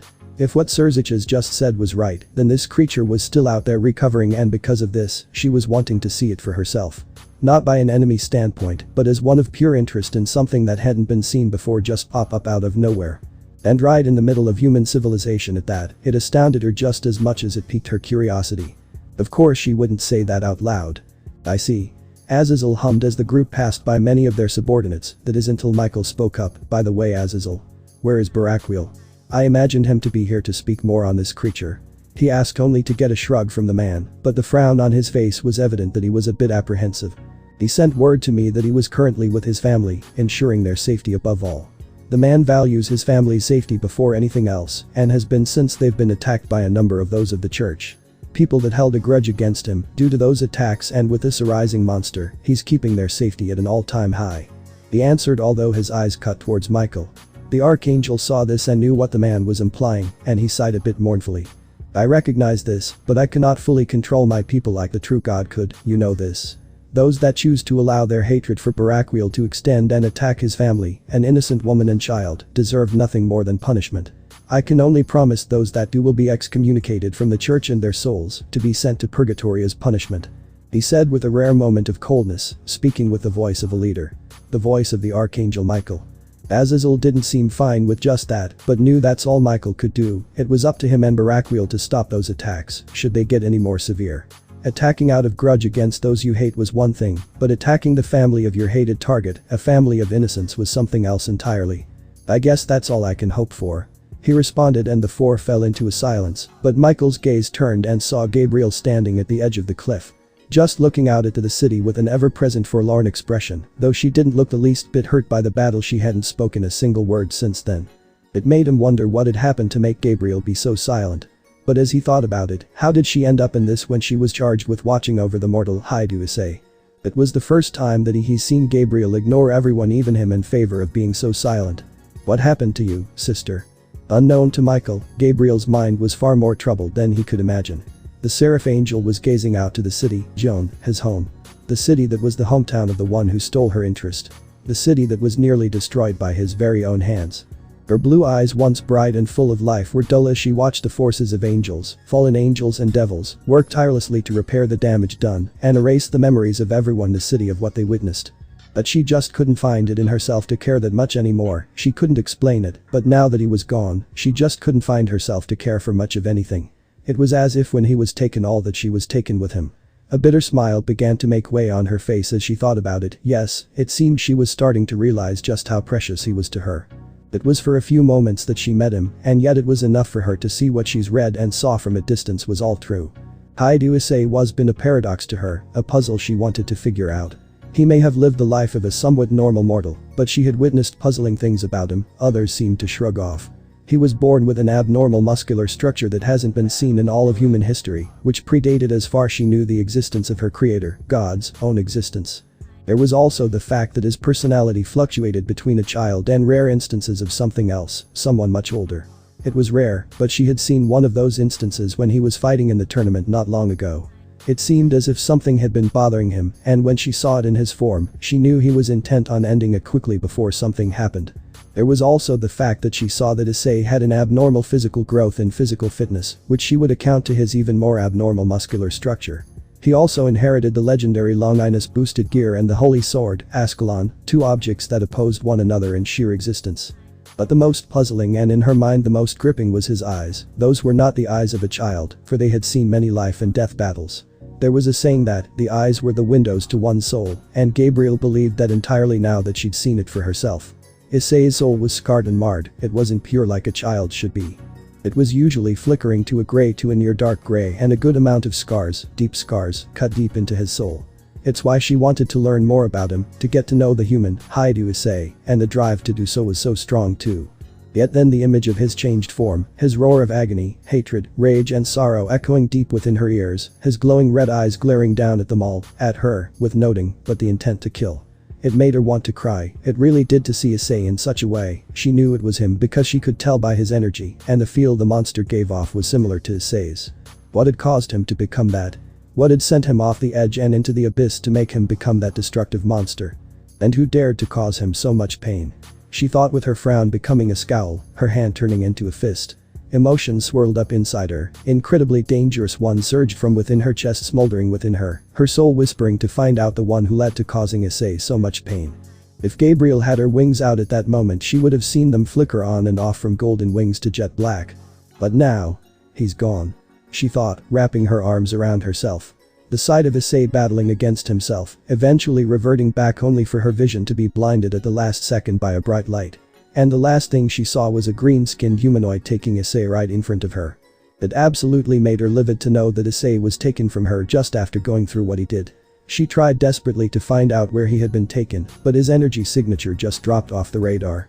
There was no telling if he was okay, if he was dead, or he was simply being experimented on. She didn't know, and she just hoped that he was alive out there. It rekindled her flickering hope that she would see him again, and hopefully be able to take a step forward to be at his side this time.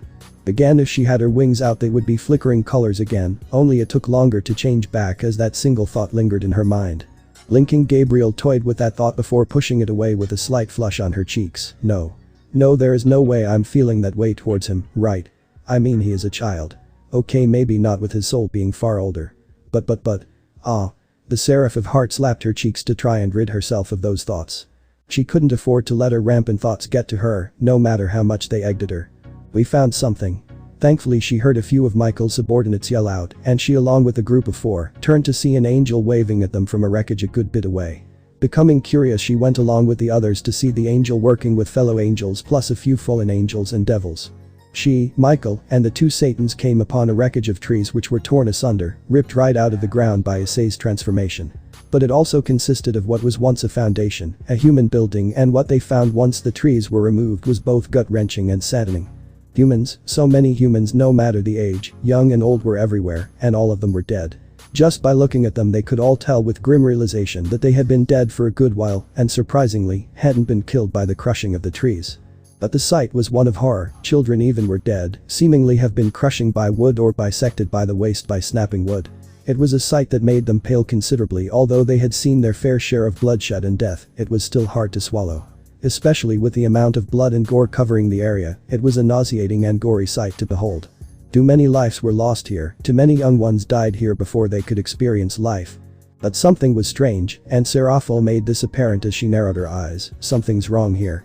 I sensed the lingered presence of stray devils, 3 distinctive ones. They're old, but they were here. She said, causing Michael and Azazel's eyes to narrow, but there was 2 different reactions from Serzich's and Gabriel. Serzich's eyes widened in shock at what he just heard, and upon confirming it for himself his shock just grew. Could it be? The same strays he'd been charged to hunt down and kill had done this slaughter. That once growing ember of doubt began to grow once he felt this for himself. He bowed his head a tad with his long red bangs shadowing his eyes. This was something Serafal noticed, but chose to remain silent, thinking it was out of respect for those that were dead. But Gabriel was a different story, her eyes were wide once she heard that tidbit of information, and she silently glanced toward Serzich's recalling as to why he was sent here in the first place. I'm here to hunt down a couple of stray devils that have betrayed a number of noble clans, including my own. They escaped the underworld and were reported to have escaped into this city, and I was sent to take care of them personally. Recalling his words, Gabriel began to piece it all together, and her eyes began to narrow further and further as she looked at the downtrodden Sursages, but before she could speak, she felt her feet hit something and she looked down, and what she saw was to her disgust was two blooded stumps that were the heads of humans. However, once her eyes adjusted to the lighting, her eyes widened in true horror once she recognized these humans. These weren't just any humans, these were Issei's parents. Their faces, one smiling in pride for their son and happily greeting her with kindness at the tournament, were frozen in an expression of utter terror. No. Please no, don't tell me. Is this what set him off? Is this what pushed Issei over the edge? Oh god, Issei. She easily pieced it all together. There couldn't have been any other explanation, and she trembled once she fully realized the implications of it. The stray devil Sursages was supposed to have killed had either attacked this building of humans or tracked down Issei to this location. Waited for him and his parents, and they striked, leading to this massacre and the death of his parents. Which led to her realizing one thing. Issei had witnessed it firsthand, and that had been the trigger which set him off, the final push that threw him off the edge and caused him to become that. Salty tears began to form in her eyes once she realized this, but quickly she turned at her head and wiped them away. She didn't want anyone else seeing her this way. But Sursages will answer for this one way or another, she thought, her blue eyes smoldering with a slight golden color which were now discreetly glaring at Sursages, who felt her smoldering piercing glare, and he turned. And his eyes widened once he found Gabriel, Seraph of Hearts, the strongest woman in heaven, glaring at him, and if looks could kill he'd be 6 feet under by now. But then he realized, Gabriel must have realized it as well, that the stray devils he was supposed to have killed did this. I really messed up this time. I should have listened, I should have killed those strays. Damn it. Gabriel struggled to keep her emotions in check this time. She was truly debating whether to lash out and obliterate Sursages with all her power or remain as calm as she could be. Fortunately, she did, realizing that if she attacked him outright, it'd land her in trouble with Michael, and pointing him outright here wouldn't be a good choice either, with a possible peace could be created with the 3 factions on the rise. It wouldn't look good if she attacked him out of anger for his negligence. Silently she stewed on this and repressed her raging rage at Sursages and tried to look away from him. However, a red transportation circle flashed behind them, and they turned to see to Sursages' surprise, his wife Graphia, but to his worry, he saw a pained and saddened expression on her face. Graphia? He asked, only to see her close her eyes, but her words were enough to surprise Sursages and terrify him even more. Sursages, I apologize for the sudden arrival, but something has come up. It's about your sister, there is something wrong with her. She's not acting herself.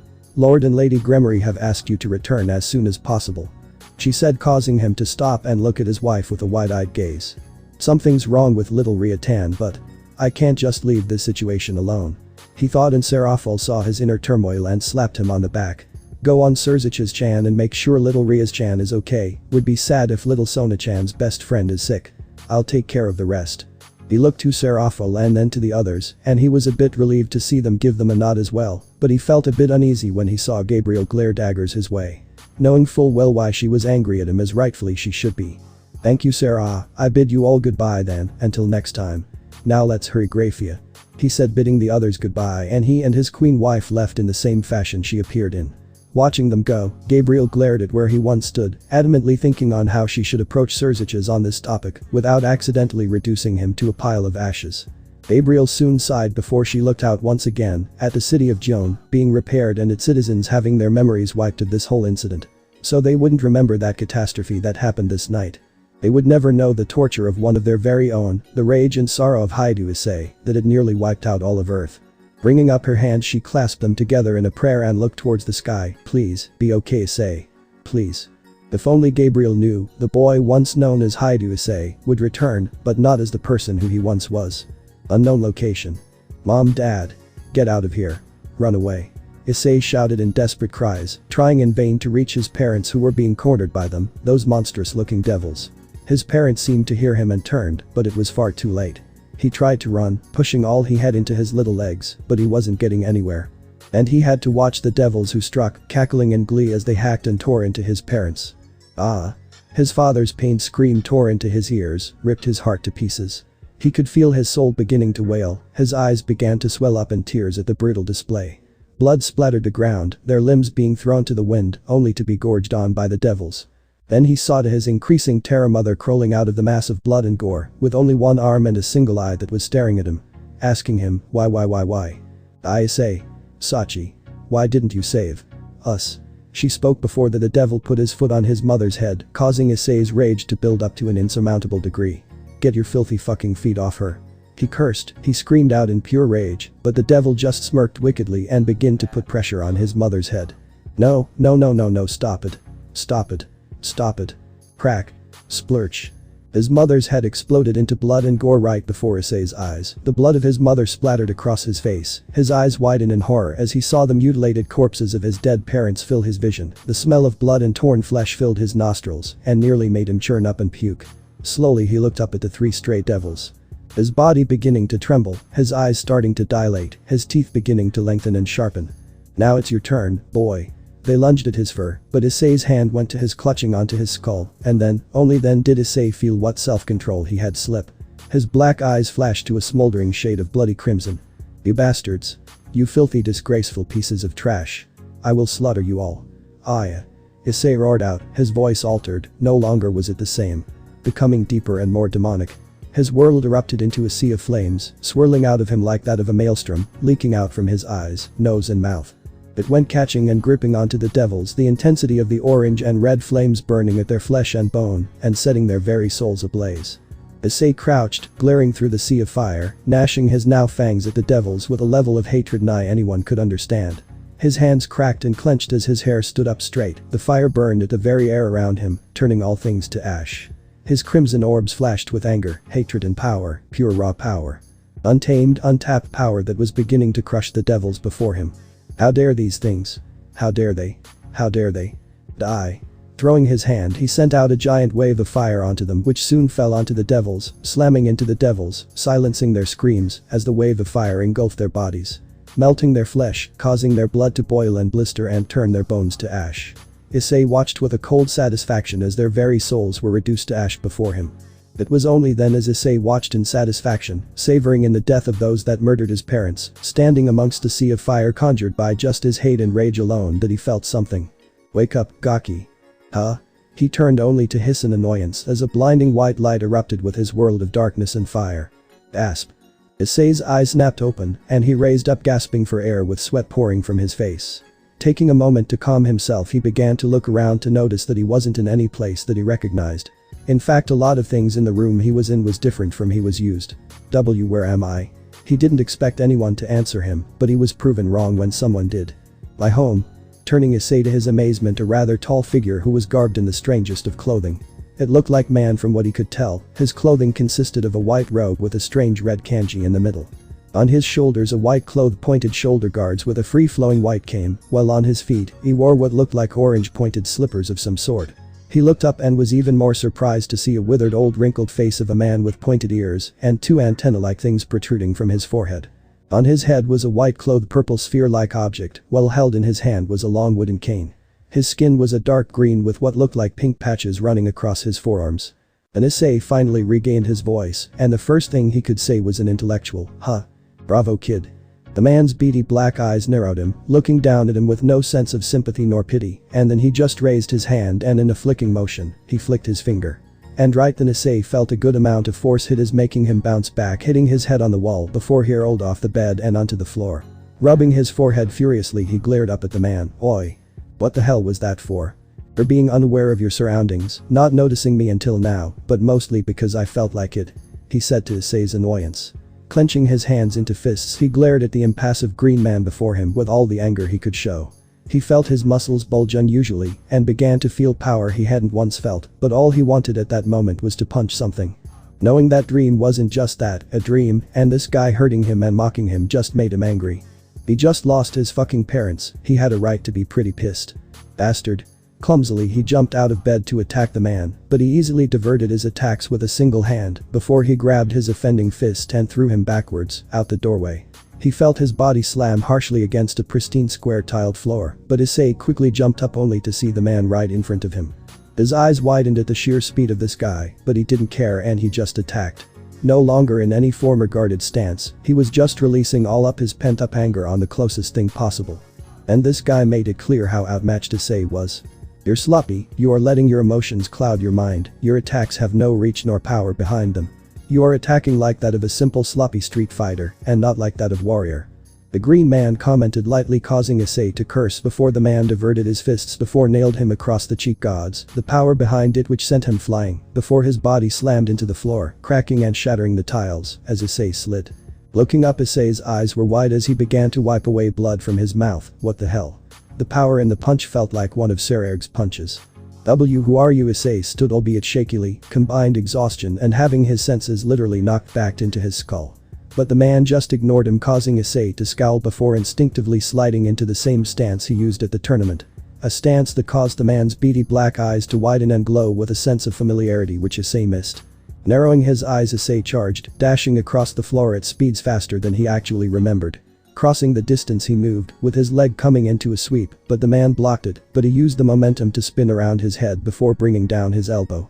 Yet again the guy stopped it with his palm, but Issei flipped frontwards, and once his feet touched the floor, he kicked off, cracking the floor in the process. Pushing as much strength into his legs and body, he moved like a blur, faster than the eye could see. Throwing out a punch, like expected, it was stopped, but Issei spun on his feet and, to the man's slight surprise, moved left leg into a kick for his ribs. He missed the slight flick of the man's other hand. Bam! A small shockwave erupted from them as Issei's leg was stopped by the man's wooden cane, which made Issei's eyes go wide when he saw that. He put all his strength in that kick, yet it was stopped by this guy's frail-looking cane. This guy is strong. Very strong. It was a sudden realization Issei felt as he looked up to see beady black eyes which were staring right back at him. Staring at him, through him, and reading him as if he were a book. That was better. He spoke, causing him to blink, but then Issei saw the man's wrist twitch, but he wasn't fast enough to react, and then he felt pain erupt from his legs. The wooden cane swooped down, knocking him off his legs and making him land on his back. He was about to get up, but he stopped once he felt the cane poking him in the forehead. But you still have much to learn. The green-skinned old man said, looking down at a glaring Issei. Impassively, he pulled up his staff and waited for Issei to stand back up, who wiped away his bloody busted lip. But as he caught his breath, the man tapped his cane on the floor, instantly restoring the floor around him, shocking Issei a good deal. However, it was not as much a shock as it was made aware of his surroundings. All around him he saw a circular, pristine, square tiled floor with a few trees and bushes. Along with it to his left he saw a grand building built in a rather unique architecture. He then looked up at the man, who then spoke once more, just a few gruff words, but it was enough to surprise Issei nonetheless. As for my name, you can call me Kami, and this here is my lookout. Take it in, for this is going to be your home for the next few years. Hi to Issei, last of the Saiyans. He said, making Issei's eyes grow wide as shock filled his very being. Oh yes, things were going to be very interesting for Issei now. That's it, guys. Hopefully you guys enjoyed it. Well, with that, take care.